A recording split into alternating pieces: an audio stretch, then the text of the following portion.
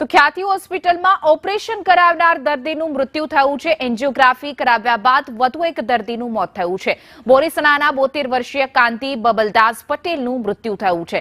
કડીના બોરીસરા ગામે યોજાયો હતો આ કેમ્પ, જેમાં બીજા દિવસે 19 દર્દીઓને અમદાવાદ લવાયા હતા। મૃતકની ખ્યાતિ હોસ્પિટલમાં એન્જિયોગ્રાફી કરાઈ હતી અને ત્યારબાદ વધુ એક દર્દીનું જે મૃત્યુ થયું છે। જ્યારે સમગ્ર કૌભાંડ સામે આવ્યું ત્યારે 2 લોકોના મૃત્યુ થયા હતા। વધુ એક દર્દી જ્યાં એન્જિયોગ્રાફી કરાઈ હતી ત્યાં મૃત્યુ થયું છે। વધુ વિગતો સાથે અમારા સંવાદદાતા પાયલ યાદવ જોડાઈ ગયા છે। જે પાયલ, જે રીતે ખ્યાતિ હોસ્પિટલ કૌભાંડ સામે આવ્યું ત્યાં વધુ એક દર્દીએ જ્યાં એન્જિયોગ્રાફી કરાયું હતું એનું મૃત્યુ થયું છે।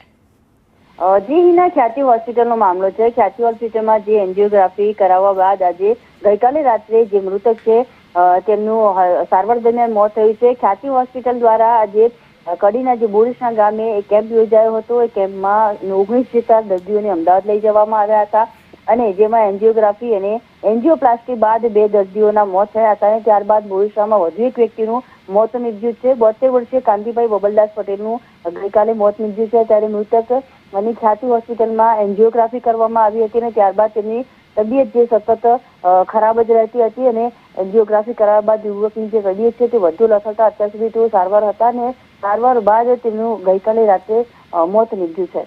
જી પાયલ, સમગ્ર માહિતી બદલ આપનો આભાર।